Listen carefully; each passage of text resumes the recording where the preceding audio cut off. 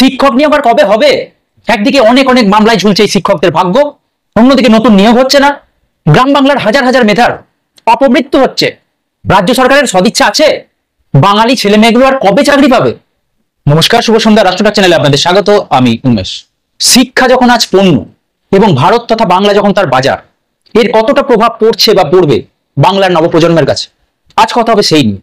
এবং তারও আগে আপনারা জানেন যে অনির্দিষ্টকালের জন্য সমস্ত রকম রিক্রুটমেন্ট বন্ধ। আমি স্পেশালি কথা বলবো শিক্ষক ভর্তি নিয়ে, টিচার্স রিক্রুটমেন্ট। লাস্ট 10 বছরে যে রিক্রুটমেন্ট হয়েছে সেগুলো আজ হোল্ডে, তাদের ভবিষ্যৎও অনিশ্চিত। এর কি প্রভাব পড়ছে আমাদের বাংলায়, যা আমাদের চারপাশে আমরা দেখতে পাচ্ছি, পয়েন্ট বাই পয়েন্ট আপনাদের সামনে তুলে ধরার চেষ্টা করছি। তো ভিডিওটা প্লিজ শেষ পর্যন্ত দেখুন এবং পারলে শেয়ার করে দিন। দীর্ঘদিন ধরে টিচার রিক্রুটমেন্ট না হয় এর কি প্রভাব পড়ছে গ্রাম বাংলার গরিব ছেলে মেয়েদের প্রতি? আপনারা জানেন যে 8000-এর ওপর স্কুল বন্ধ হয়ে গেছে, এবং যেগুলো এখনো চলছে সেগুলোর মধ্যেও অর্ধেকের ওপর স্কুলের টিচার্স নেই। আর যেগুলো আছে তাদেরও কোয়ালিটি বাঁধিয়ে রাখার মতো। এর ফলে গ্রামের বাচ্চারা জাস্ট মিড ডে মিলের জন্যই স্কুলটা যাচ্ছে, তাদের মধ্যে পড়ার কোনো আগ্রহই তৈরি হচ্ছে না, অথবা তারা ভুলভাল শিক্ষা পাচ্ছে। এর ফলে ওই ছেলেটা যখন বড় হচ্ছে সে একজন অযোগ্যে পরিণত হচ্ছে। আপনি যদি অশিক্ষিত থাকেন, আপনি যদি না জানেন আপনার মধ্যে যে কতটা সম্ভাবনা আছে, আপনি কতদূর যেতে পারেন, তাহলে আপনি অল্পতেই খুশি হবেন বা অল্পতেই আপনাকে বোঝানো সম্ভব হবে। সরকারের সুবিধা, আপনাকে 500 এবং বাংলা মদের 2টো বোতল দিয়েই ম্যানেজ করা যাচ্ছে, পার্টির ঝান্ডা ধরিয়ে পার্টির কাজে লাগানো যাচ্ছে। এর ফলে বাড়ছে রাজ্যে অরাজকতা। এর সাইড বাই সাইড এফেক্ট গুলো এবার দেখুন। আমরা চারিদিকে কি দেখছি? চোপড়ায় আপনারা জানেন যে রিসেন্টলি একটা জানোয়ার যার নাম জেসিবি কি অমানবিক অত্যাচার চালালো একটা ছেলে মেয়ের, এবং চারিদিকে লোকজন দাঁড়িয়ে সেটার যেন বাদর খেলা হচ্ছে, মজা দেখছে, ভিডিও করছে। এটা কেন হচ্ছে? কেন এই নৈতিক পতন? অশিক্ষা থেকে। চারিদিকে শুট আউট চলছে, শহর থেকে শহরতলি, কখনো কলকাতা, কখনো মালদা। এই অবস্থার সৃষ্টি হচ্ছে অশিক্ষা এবং বেরোজগারের জন্য, নিজেদের ভ্যালু সিস্টেম, মূল্যবোধ তৈরি না হওয়ার জন্য।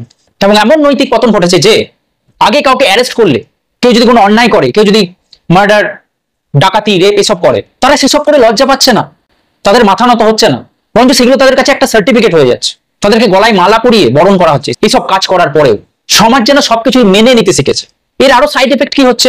মুখ্যমন্ত্রী কিছুদিন আগেই বললেন যে আমি আর কত টানবো, বাংলাকে টানছি, এরপর আরো 4-5টা রাজ্যের লোক এখানে এসে বসে আছে, রাজস্থান, ইউপি, বিহার, এদেরকে আমার টানা সম্ভব না। আসলে বাংলার এই যে 10 কোটি জনগণ, এটা দিনের পর দিন একটা বোঝাতে পরিণত হচ্ছে।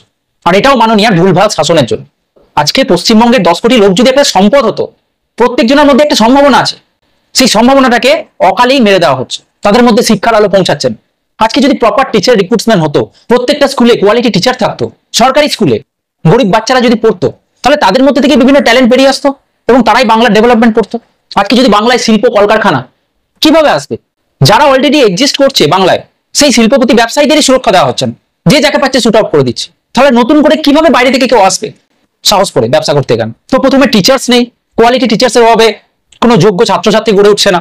কেউ একজন স্কিল ডেভেলপমেন্ট করে যদি সে স্কিলটা কাজেই না লাগাতে পারে, সেই স্কিল ব্যাক করে যদি কোনো ইনফ্রাস্ট্রাকচার বা ইন্ডাস্ট্রি না থাকে, তাহলে সেই স্কিলটা তো ওয়েস্ট হয়ে যাচ্ছে।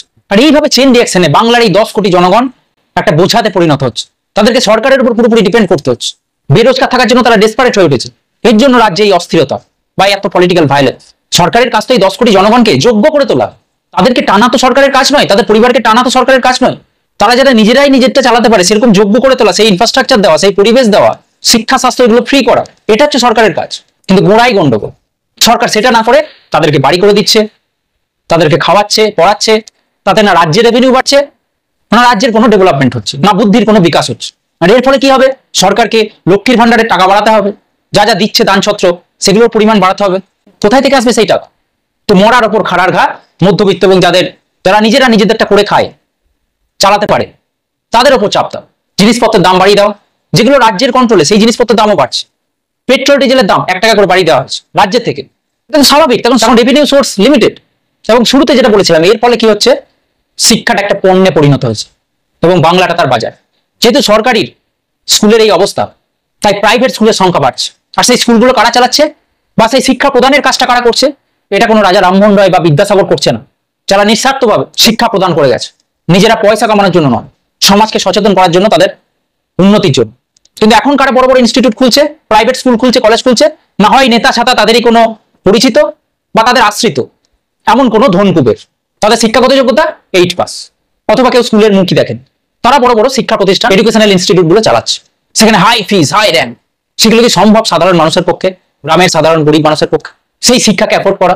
তাহলে শিক্ষাটা শুধু তাদেরই জন্য যাদের কাছে টাকা পয়সা আছে।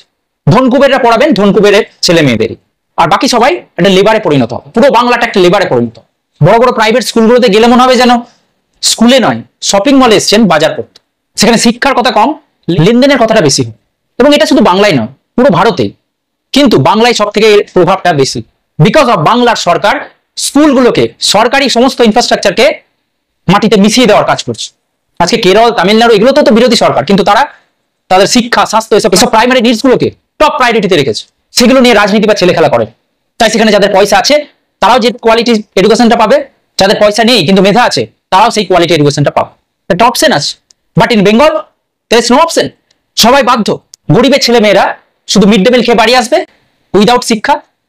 আর টাটা বিড়লা বা বিভিন্ন পাবলিক স্কুলে পড়া যাদের কাছে পয়সা আছে তারা হাইজিন মেনটেন করা ক্যান্টিনের ভালো খাবারও খাবে, শিক্ষাটাও নিয়ে আসবে। আর গরিবেরা খাবে টিকটিকি মাখা ডাল আর ভাত। আর এইসবেরই এফেক্ট যে বাংলার মানুষ এবং বাংলার এই 10 কোটি জনগণ যারা এক একটা সম্পদ হতে পারতো তারা ধীরে ধীরে বোঝাতে পরিণত হচ্ছে। এবং এইভাবেই যদি চলতে থাকে তাহলে এই অরাজকতা, এই জঙ্গলরাজ আরো বাড়বে। এবং আমি আশ্চর্য হয়ে যাই যে বাংলার এই এত লোক তারা সবাই চুপ, কোনো প্রতিবাদ নেই, বিন্দাস, নো টেনশন। সরকারকে কোনো প্রেসারাইজ করার কোনো ব্যাপার নেই। যে বাঙালিরা জিনিসের দাম বাড়ায় নিয়ে এত কথা বলে, রাজ্যে যে পেট্রোল ডিজেলের দাম 1 টাকা করে বেড়ে গেল, সবাই চুপ। রাজ্যে সমস্ত রিক্রুটমেন্ট বন্ধ, সবাই চুপ, কারো কিছু যায় আসছে। বুঝবেন আরো 5-10টা বছর গেলে ধীরে ধীরে এফেক্টটা প্রত্যেকটা ঘরে পৌঁছাবে। যাদের কাছে এনাফ টাকা আছে তারা সার্ভাইভ করবে এবং তারা চেষ্টা করবে বাংলা থেকে পালিয়ে যাওয়ার অন্য জায়গায়, অন্য রাজ্যে বা অন্য কোনো দেশে। আর বাকিরা এখানেই পচে মরবে। আপনাদের কি মনে হয়? আপনাদের মতামত যদি কিছু থাকে অবশ্যই কমেন্টের মাধ্যমে জানাবেন। ভিডিও ভালো লাগলে লাইক, শেয়ার এবং চ্যানেলে নতুন থাকলে সাবস্ক্রাইব করে পাশে থাকা বেল আইকনটা প্রেস করে দেবেন। দেখা হচ্ছে নতুন ভিডিওর সাথে। ততক্ষণ ভালো থাকবেন, সুস্থ থাকবেন। জয় হিন্দ, শুভরাত্রি।